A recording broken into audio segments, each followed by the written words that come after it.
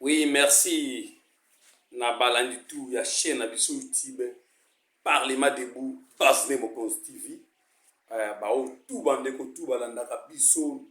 N'oubliez pas surtout de vous abonner et de partager notre chaîne. Chaîne na biso, eza ya bino. Chaîne na biso, eza wana, basé à wana. Lufu frontière avec biso. Bana tout ya États-Unis, bana tout ya France, bana tout ya Grande-Bretagne, bana tout ya Belgique, boza na facilité, bana tout ya Angola, fait ici, boza na facilité, ya koyeba réalité ya lufu, parce que lufu nde toza awa, toza na entrée ya RDC, nde toza na entrée ya Sumbalesa, parce que toza na entrée ya Angola, entrée ya lufu. Mais comme une grande agglomération, ceux qui boza kutu posa besoin ya koyeba actualité ya lufu peut-être en matière de la marchandise pour toza capable de recontacter les bino badouanier et ça la déclarant et ça la lufu est comme vraiment cité oyo bato baza na kati ya kotonga biloko ya bien mbala oyo ezali koya na kosala spot moko publicitaire boye ba agglomération on place parlement de base nde mokonzi totie c'est na biso avant to banda émission na biso na tongo ya lelo boye malamu na sengi na baninga tout n'hésitez pas à vous abonner. Beaucoup bozo visiter seulement bozo ça la vie merci mais n'oubliez pas bénéfice binabiso isa votre abonnement là lorsque vous vous abonnez et pas nabiso iso bakisebiso un petit plus et puis n'oubliez pas de partager notre chaîne Parlement debout base de Mokonzi pour l'actualité bana mboka soki na elelo na elibino sango malamu ya actualité toza nango na mboka na biso oyo boyokaki toza actualité neti ya nde boyokaki babujaki Dieudonné Kalouba oyo azalaki bongo présent ya cour constitutionnelle après nani actualité ya Dieudonné Kalouba oyo tokodetaye na makambo ebele oyo bomoni balongoli toza na ndenge moni ndeko mozito eske eza flatterie ou bien eza nini mozito andimi vraiment que en tout cas Fatih Tito comme 2023 aza capable na auto moni na matière ya budgétaire de moni mbongo zo mata toujours komata na recette n'est à atteindre 20 milliards il y a flatterie ou bien quelque chose se prépare na oyo comme propos il a avancé ou bien ani parce que Fatih lo ke oya koboya aboya na eme biso toza na mosala ya omona l'accès toujours droit biso tozo gende tout droit au but. Après, Tokolobila raconte, il y a M. Kabila, son ami, son frère, Moïse Katumbi, le 16 et le 17, de trouver est-ce que réellement, est-ce que Bakabonaki ou bien Basalaki, Tokolobila, et puis Tokolobila, il y a pic historique budgétaire. C'est-à-dire quoi? Monter mon historique, Oyembongo et Mati, depuis qu'il a RDC, et la RDC, Tomoniango, n'a arrivé, il y a Moukantombolo, Moua, Maïwa Kanyinda, Faki Beton. Bana mboka tokolobela likambo oya ndeko oya biso Dieudonné Kalouba. Dieudonné Kalouba, ces derniers temps, énervait presque tout le monde, surtout nous les communicateurs de l'IDPS, nous les communicateurs qui sont là pour communiquer lorsque ça touche les chefs de l'État, lorsqu'il y a certains individus qui ont pris beaucoup de temps à travailler pendant de 2001 à 2018 et ils n'ont rien fait. Ils ont fait des hommes, des milliardaires, ils ont fait des hommes, des millionnaires, et pourtant, Batika qui peuple. N'a pas force commune, Batika qui peuple. N'a pas pauvreté moko, que la terre n'a jamais connue, Batika qui peuple dans niveau moko, ata, réputation moko te dans niveau international au RDC à cause de l'individu. L'individu le connaît pas matata poni. Dossier matata poni, ce que c'est dans mon oyo, apesi matata poni arrogance. C'est ndeko oyo biso to tout la kitolo. Oyo kalisa ike akosala petit plus na makambo oyo et concernant la justice. Parce que n'oubliez pas que les chefs de l'État à tout moment ceux qui ont eu l'occasion de devant la presse, ceux qui ont posé des questions, il y a ceux qui se concernent la lenteur sur la justice, ils ne cessent de le dire et de le répéter. Le chef de l'État reconnaît qu'il y a la lenteur dans la justice. Malgré, il ne peut exister un état de droit sans une bonne justice, sans une justice des hommes avec une morale posée. Alors, tant que chef d'État a un effort, mais il y a certains individus, comme Moutoba Tila Motema, Dieudonné Kalouba. Dieudonné Kalouba, tant que Bissoto Somutu, pour la matata pogno, parce que même MBB, c'est très bien que matata pogno, c'est un grand détourneur. Bah, crime ébélé, bah, mouba sali. Bah, crime économique, bah, matata bah sali. Dans tous les 10 projets, il n'a pas passé. Matata pogno, il a détourné des milliards. Matata pogno, il a détourné des milliards de dollars. Mais aujourd'hui, Tomoni Matata Wana, blanchi par Dieudonné Kalouba. Matata Pogno va dîner dans la Cour constitutionnelle. Parce que selon l'article 158, le juge naturel du président de la République et du premier ministre, c'est bel et bien le président de la Cour constitutionnelle. Mais, tout le monde, si Matata dans la Cour constitutionnelle, plus vite, va libérer Matata. On les a dégâts. Soit qu'il est là, Matata, comme se comparer à un chef d'État, parce que ça l'a tout pour écarter l'élection présidentielle. Les Amawa, nous sommes assez. Oui, complice, pour se comparer à un chef de l'État, comme il est comme candidat, tout ça, c'est parce qu'il a été blanchi parce que par Dieudonné Kalouba. Dieudonné Kalouba, na prestation na salaki na procès il y a 100 jours procès Vital Kamerhe. Mais Tala Bouzoba a salaki a na Matata Pogno. Corruption. Et pourtant les messieurs étaient incorrompus jusqu'à la moelle épinière. Il est dans beaucoup de choses. Tout d'abord, a cité la complicité avec François Beya.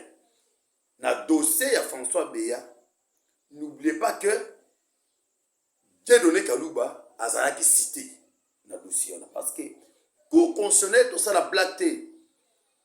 Il y a un autre que chef de l'État, tout y a côté de la cour constitutionnelle, il faut à ça par tous les moyens, en bonne communication, en bonne relation, parce que les cours constitutionnels, c'est la présence même.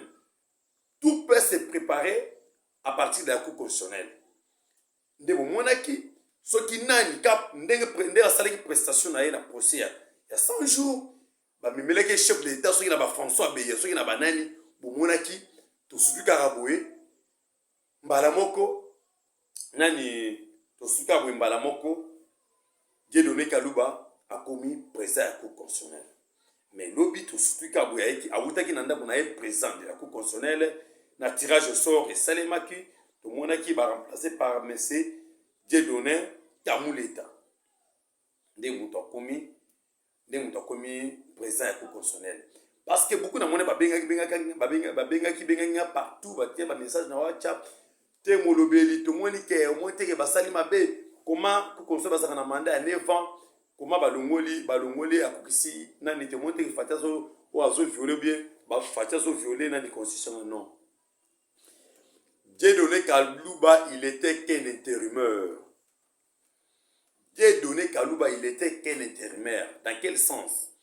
Parce que les membres, le juge, les 9 juges de la Cour constitutionnelle ont un mandat de 9 ans. Après 9 ans, ça a un tirage au sort. Maintenant, hier, nous avons un mandat. Nous avons un mandat il y a 9 ans. Et Zalaki, Benoît Luamba Bintuya Manganga. C'est lui, il y a un temps où démissionné, il fallait qu'il va remplacer Namout. Alors, lui, il était qu'un intérimaire.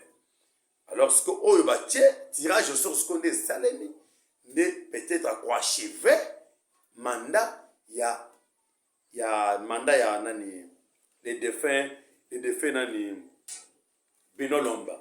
Parce qu'il y a un mandat, il fallait que ça la 9 ans, donc là, Nani a démissionné, Nani Kalouba Zabano sala comme intérimaire. Maintenant, on va remplacer Dieudonné Kamoulé pour achever le mandat de Benoît Bintou. Pourquoi? Dans beaucoup de choses. Parce que qu'on méritait, ça, le tirage au sort à continuer. Parce que c'était dans beaucoup de choses. Dans ma campagne, François Béat, n'oubliez pas que Benoît Dieudonné Kalouba a cité. Dieudonné Kalouba a cité dans le dossier Oyouana. Il y a coup d'État où ils ont déjà préparé. Il y a des soldats, beaucoup de policiers, beaucoup d'agents. Et pourtant, na monsieur Dieudonné Kalouba a cité dans le il y a un autre qui a Mokonzamboka. Alandagate ma famille, ma famille, ma pire master. Ye asa muntu avandi mingi na poto. Avant ba memelo muntu boko mokonzi fo yo moko oyeba muntu wana. Oluka par tous les moyens on maîtriser ye. Parce que poto to kende ba kala mingi te. Oza comprendre, oza muntu yo, oza na ba pire na kino vandi pe na kino oza kino otongo. Il faut que yo moko maîtriser. Ba oyo ya kotia. Parce que tout le monde va décevoir presque dans tout le monde. Qui aurait cru qu'un jour François Béat, à cause de la bêtise de la salle, qui aurait cru que Nani Dieudonné Kalouba, à cause de la bêtise, ce qui est là, Nani, Matata Pogna comme un monopole, comme un droit de parole, là qui est débrouillé, là qui est débrouillé, qui est chef d'État, qui est un candidat potentiel, il va écarter, c'est à cause de Dieudonné Kalouba, on pensait qu'il allait bien travailler, il allait bien travailler, mais un corrupteur, jusqu'à la moelle épinière. Incorrompu jusqu'à la moelle épinière. Le photo est profil nini. Il faut parce que Kabila Lobaka, ceux qui n'azalaki, na 15 bons conseillers, 15 personnes, mais Yamalamo, honoré décoller la RDC. Toboyi, il y a un jour qu'on prononce les biso et le Kouana. Vous allez celle notre derrière cartouche, autres taille na mboka Isayo. Moi, na Etienne Tshisekedi wa Mulumba. Parce que tous les Congolais regardaient Etienne Tshisekedi. Débattent tous les Congolais. Babanda Kotia Edika na bango na papa na yo. Derrière moi, Etienne Tshisekedi wa Mulumba. Mais tant yo ye, sala sikopo tika, histoire. Ba babanda ko kanisa, o ba ko nyata biso na ba kayas, o ba ko salate, o IDPS sa incompétent. Batika na leso ke IDPS ale kaka. Ndeto so mona ba bidé. Ezomata, tout le monde a un bon Ezomata, c'est historique. Personne ne l'aurait cru. Que budget la viso et bande qu'on a qu'à de 3 milliards à 4 milliards, 3 milliards à 4 milliards. Malgré mon commentaire, les gens comme donner des leçons. N'a pas musique, les gens quand même musique en gimi. Mais quel que soit ma diplôme, bazar dans mon budget n'a pas mis bande au soccer n'a pas 4 milliards. Et donc c'est dans mon Konzamboka, il faut beaucoup de traîtres. Beaucoup de commissionnaires. Baza pembe na yo mokozamboka. Mo mai wakani da Fatibeto. Fongola misu yaya. Fongola misu grand frère. Fongola misu. Yonde mutotika na yo. O memamboka o na rai. To boite. To lobite ke yonde mutoko bomisa. Mais tika histoire respect tika na IDPS ke IDPS ale kaka metala eta tikala atikela mboka. Parce que nous n'allons pas s'éterniser au pouvoir. Yomo koluba kiango. Tokotika pouvoir mais totika lembo. Si ça dit dimbo. Donc ba tuloko là ba profil là ba Dieudonné Kalouba, le matata ponyo. Ba dossier bila matata ponyo. Ba dossier bila matata ponyo. Dieudonné Kalouba aya kotika matata ponyo. Le lorsque matata ponyo koluba n'importe quoi. C'est dommage. C'est dommage. Dossier n'est pas projet est ferme agro-industriel 285 millions. Deuxième projet à 1000 écoles, c'est 150 millions de dollars. Troisième projet, il y a locomotive, il y a train, c'est 545 millions de dollars. Quatrième projet, il y a la fibre optique, c'est 480 millions de dollars. Cinquième projet de la réhabilitation des deux aéronefs, donc Ngilina Lono, c'est 555 millions de dollars.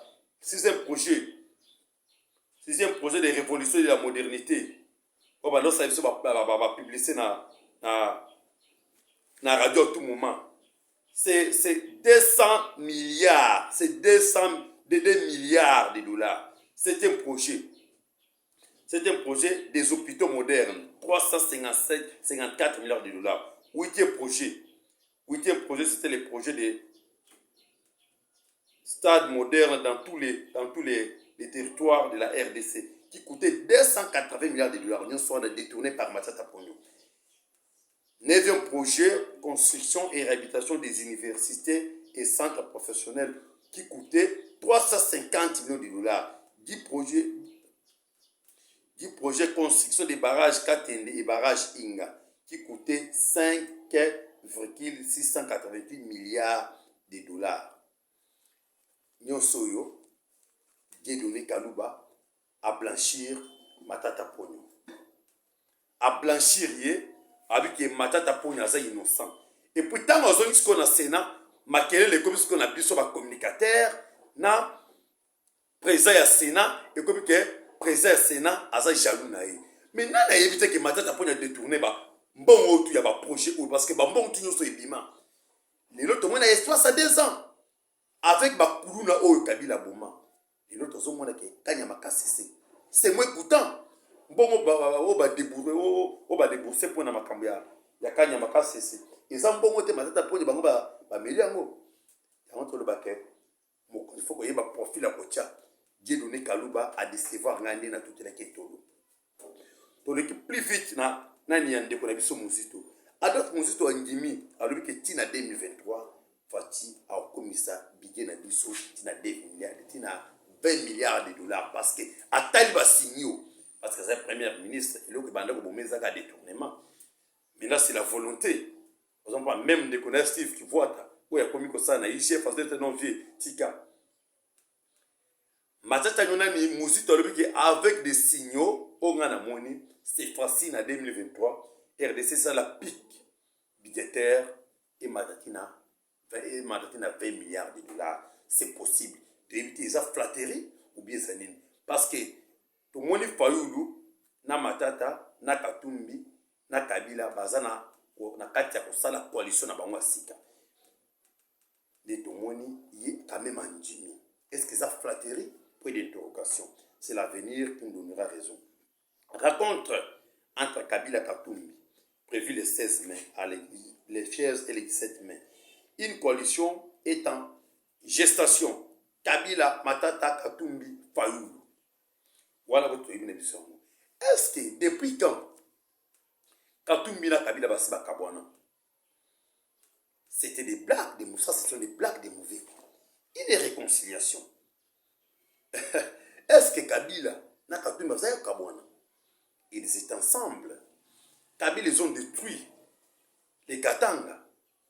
Ils ont détruit les pays, y compris avec Moïse Katumbi. Ils faisaient les copes ensemble. C'est Moïse ne Moutabanda pour voyager. Moïse Moutabanda pour voyager avec des tonnes. Il y a des minéraux dans biso, des cobalt, des cuivre, des côtés.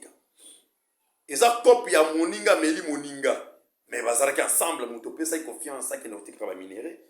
Pourquoi vous avez ça quelle est réconciliation? Vous ensemble à tout moment. À tout moment, Kabila, ceux qui ont marché, Bazarana Moïse Katumbi.